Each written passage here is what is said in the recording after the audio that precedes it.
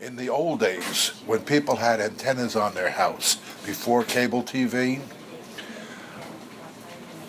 a TV set radiates RF energy because you have the oscillators in the TV set, in the receiver portion, in the tuning section of the TV. And these oscillators that produce a frequency to mix with the incoming frequency from the antenna to make the energy able to be amplified to make a picture or sound. These oscillators, the energy backs up to the antenna. And depending upon what channel you're tuned to is the frequency of this backed up energy. And it actually radiates from your TV antenna on top of the house. So the cars, these company cars, would drive through the neighborhoods, and they had a radio receiver that would be tuned to the frequency being backed out of the TV antenna on your house. And that frequency, of course, was determined by what channel you were tuned to. They could tell which houses were tuned to what channel. I think Nielsen had vans. That's right. Nielsen. Yeah, right. Exactly. Nielsen readings. Exactly. And so they measured the exact amount of houses that were tuned to what channels. I don't know if they can do that today because there's nothing radiating.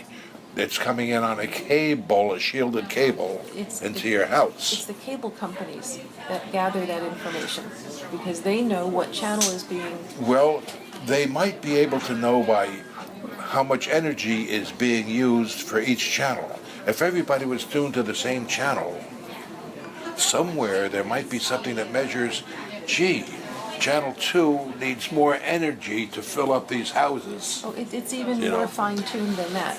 Because once you switch channels... Oh, wait a minute. You're in a box. They can read your box. Absolutely. Oh, sure. Yeah, No, instantly. that's right. No guesswork at all. So those ratings are instant. Right. Okay. And then they sell that information back to the... not the broadcaster, because they're really the broadcaster. The channel, that's right, yeah. They do sell it back to the broadcaster because you even watch your local channels on a box. Yeah. Okay, and they can determine how much to charge for your commercials, and of course they know how many people are listening. And it's all about the money. It's all about how many people are watching, and it's not just... Because those boxes are two-way, they talk back. Yeah. And it's not only what you're watching, but the duration of how long you watch. Oh, everything, absolutely. And if you know that it's a 90-minute movie, but the average customer only watched it for 20 minutes, they're going to say to that company, they're not paying attention to the whole segment. You should really try to reduce it down to 30 minutes. You'll get better buy-in. But now let me say this.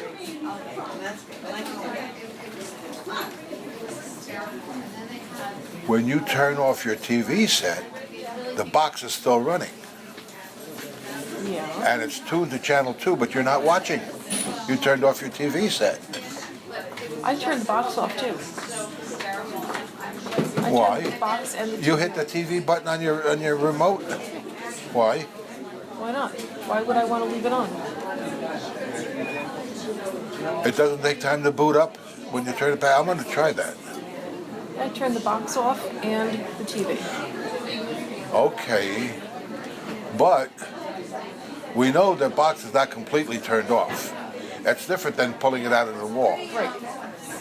So the box is really energized. And I bet you, even if the box stayed on and was on channel 2, there's probably another... Okay, so now HDMI cable, does that talk back to the box? I bet you it does. Because otherwise they wouldn't know if your TV is on or not. That's right. Oh, okay. So your TV set has to talk back to the box. And that's through the HDMI cable. Yes. All right.